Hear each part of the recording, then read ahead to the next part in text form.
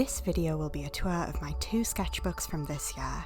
I had started the first one in January, coming back to it occasionally throughout the summer, but it wasn't until late September and into October when things really started to pick up. I finished the second one in under a month, which is the quickest I've ever been able to finish one. October was certainly a factor in that, but also due to taking a slight break in the creation of digital art in order to pursue self-indulgent illustration and observational studies on paper for a few weeks. I am primarily a character illustrator, so these pages will focus upon drawings of people and animals from various media, including my own original OCs, as well as some experimental pieces as well. As with all my sketchbook videos, if you're new here or are someone who hasn't been here in a long time, I hope this tour helps you to get to know me a bit better, and if you're an artist, hopefully gives you some ideas along the way. Enjoy!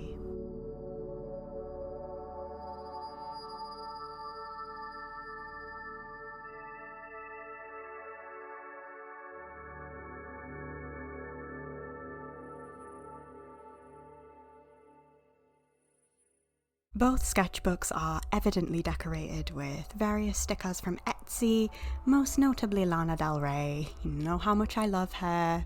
First off was a sort of watercolour paper test, a simple drawing of a cherry tree. Anyone who knows me, spring is my favourite season. Second off is a simple continuous line drawing of a cherry, sort of experimenting with not removing the pen from the paper. And the one after that is the exact same as the previous one, only with added colour. Next up, I had a major Among Us phase at the start of this year, little watercolour drawing of my astronaut character. Next up is similar to the first page in the sense that it's another cherry tree illustration, only this time with a brown tree instead of a silhouette. This next one you might recognise as My Melody from Sanrio, and also from My Melody we have her friend Kuromi. This one was a quick observational drawing of my cat Scoop.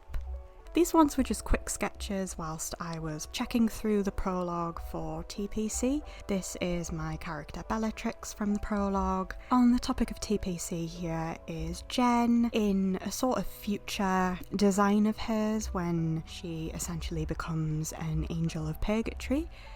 And that is not a spoiler because it is so difficult to avoid in the concept art. And of course I drew her husband, Macbeth, in his sort of devilish, hellish sort of form. My note makes reference to how half of his hair was cut short in battle. I noticed that in my drawings sometimes one half of his hair was unintentionally longer than the other, so I decided to give it some significance in universe.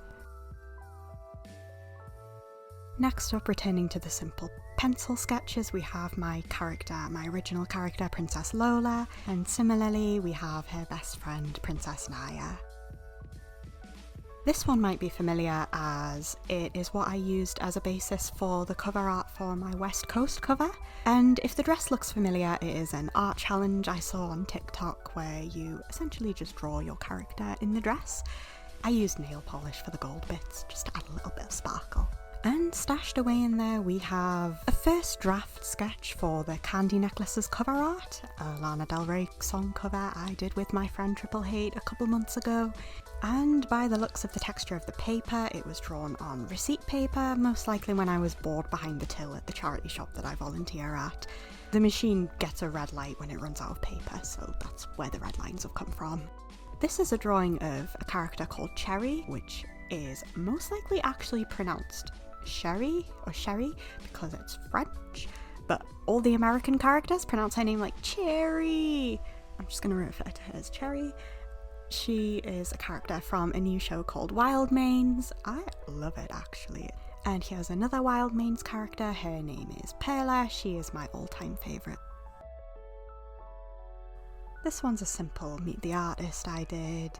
If you can read my cursive writing, feel free to have a little read. Here's another drawing of Jen in her Angel of Purgatory form, and the remainder of this sketchbook will be my Goreober drawings for this year. As suggested in the name, there will be a bit of gore and blood, and a bit of trypophobia, clusters of holes as well. so I will provide a timestamp where you can skip past the grim imagery. All pieces will notably feature Macbeth and Jen, both when they were alive and their afterlife designs as well. First prompt was Rotting and it features afterlife Macbeth. Second prompt was Blood Spill, so I took this as an opportunity to sort of depict a moment in the aftermath of Duncan's death. Day 3 was Gashes. This is afterlife Macbeth, layering the pen, experimenting with wounds, also experimenting with making my line work look a bit more clearer and less messy. This one's really interesting as I expanded a bit upon Jen's lore. When Jen first met Macbeth, he and Banquo had to take her to A&E to get stitches for her nose because she broke her nose. It sort of builds up upon there with the prompt being stitches. And similarly, the next prompt in my favour was also nosebleed, so there you go. This prompt was transformation, so it is afterlife Jen transforming into her angel form. I also digitalised this one. This one's one of my favourites. It is Eyes. Afterlife Macbeth, after his transformation into his demon form, has a third eye. And this one's another piece based off the prompt of Eyes. I saw something on Pinterest. It's essentially just lip gloss and lipstick kisses with eyes drawn in the middle. This prompt was X-ray. I'm not very good at drawing X-rays, but I wanted to expand upon Jen's actual cause of death. In the future, she does not die from her attempt, as we know in my AU, but more so just a stroke in the distant future from a ruptured aneurysm. Day 9 was taxidermy, so obviously after Macbeth gets beheaded, this prompt was horns, so it's essentially a silhouette drawing to focus on Macbeth's horns in his afterlife form. I didn't know what to do for this next prompt, so I just searched up mushroom gore, and this is what I came up with. When Macbeth's in hell, he goes through literally everything. As the prompt suggests, he's literally burning. This prompt was headache, so I used colour to represent inflammation. This one is impaled, so it is afterlife Macbeth being, well, impaled. I did digitalise this one as well. There's multiple interpretations you can have of this one, but the meaning I was going with was essentially the moment in the play, at the beginning of the play, when Macbeth is being manipulated. This one's poisoned, another one with a double meaning. You can interpret that Macbeth is poisoning Jen. Don't know why he would be though, but more so he's just trying to remedy her. She's been poisoned by something else. This one's decapitation, pretty self-explanatory after Macbeth's beheading. This one's probably the least goriest of them all. Scissors, Jen cutting her little curtain bangs that she has for the first time. This next prompt, Disease, depicts Jen from the original play, the sleepwalking scene. Sleepwalking's not technically a disease, more so leaning into disorder territory, but Macbeth incorrectly refers to it as a disease within the play. If this next one looks familiar composition-wise, it's inspired by the MLP split face memes with the text going across, where it depicts the good side of the character and the bad side. Obviously, Macbeth before he gets corrupted, and then Macbeth after he becomes the tyrant and gets corrupted. And these last few pages of the sketchbook are just observational drawings drawn along with my friend Whitehawk's Blue's Clues inspired skits. Coming into the second sketchbook, we have a continuation of Goretober. First drawing, Rabid, is inspired by the dinner party scene in Macbeth, where Macbeth literally goes... It's more so just a panic attack, but I have seen directors depict this scene as like him literally going rabid rather than just a simple panic attack. Day 22 was Sacrifice. I've got a couple of syringes, so he's doing some sort of sacrifice with Jen's blood. This one was Candy Gore, so I just experimented with essentially just intestines and making them pastel. This one was called Trail Cam. I didn't know what a trail cam was until I googled it, and I found some interesting images on Reddit of potential cryptids and hybrids, essentially endeavouring to capture the obscurity of those images. Jen's just sort of chilling in Macbeth's wing. This next one's one of my favourites. It's Thorns, so it is Macbeth. How is he being tortured today? How is hell torturing him today? He is being impaled by roses and thorns. This next prompt was roadkill, so it's essentially the aftermath of Jen's failed attempt. This next prompt was trypophobia, so essentially just an excuse to draw clusters of holes, and I've got that phobia. So stressful drawing that. Day 28 was slasher, so I drew Macbeth with his sword. It's up to interpretation if he's sitting in blood or lava. This next one was teeth, sort of experimenting with vampire imagery with Macbeth and Jen. This next one is not Goretober related, it is just gender-bent Macbeth. Her name is Elizabeth. And back to Goretober, the prompt was dinner time, very similar to the teeth one, though you can figure this one out. And the last one, trick or treat, afterlife Macbeth with a scythe. And then Jen's got the treats. And straying away from Goretober, we have another drawing of Afterlife Macbeth, Gender Bent Edition, Lady Elizabeth, experimental drawing of Cinnamon Roll from Sanrio.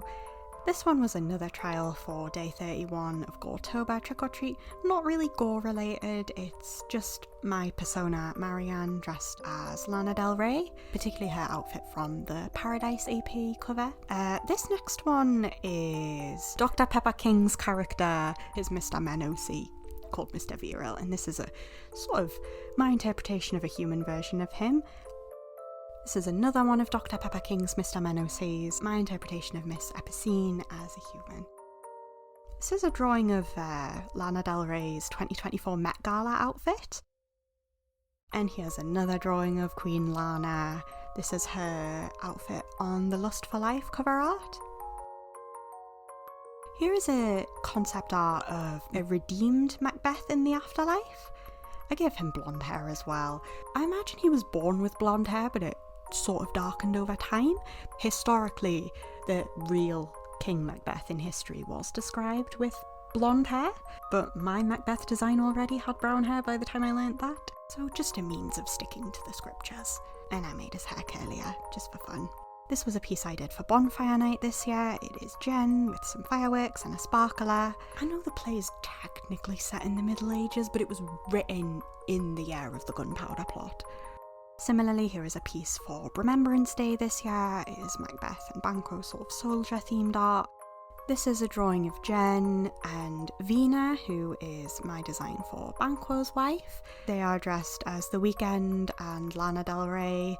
I saw a lot of videos this Halloween on TikTok of couples costume ideas of Lana and The Weeknd, and I felt inspired to do these two in that style.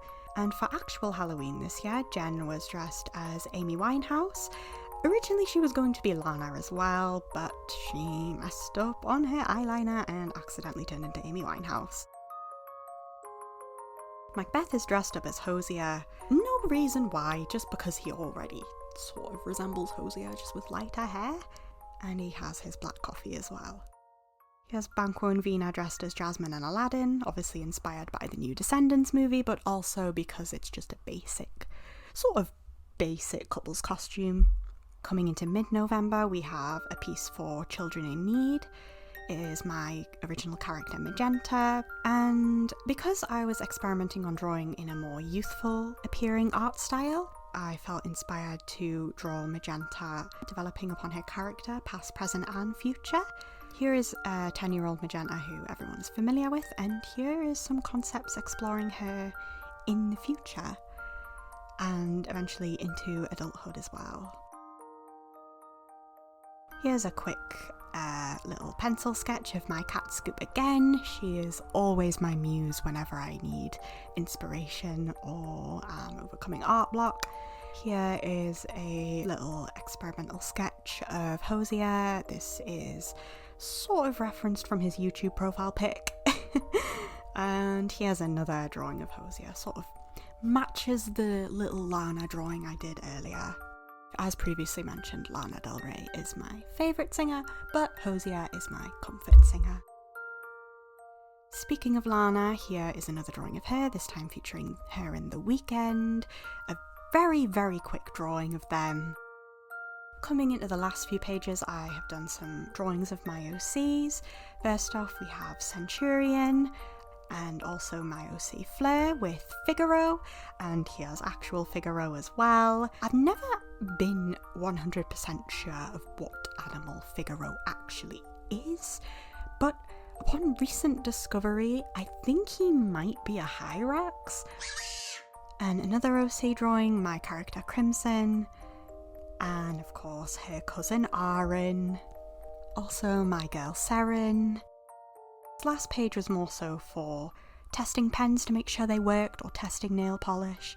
This is my persona Marianne, sort of experimental with the post-it notes as well, and trying different types of layering as well.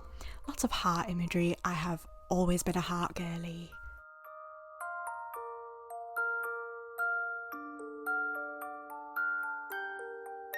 And with that, we're done. Overall, thank you for watching and listening. Comment your favourite drawing, and I will now conclude my recording here.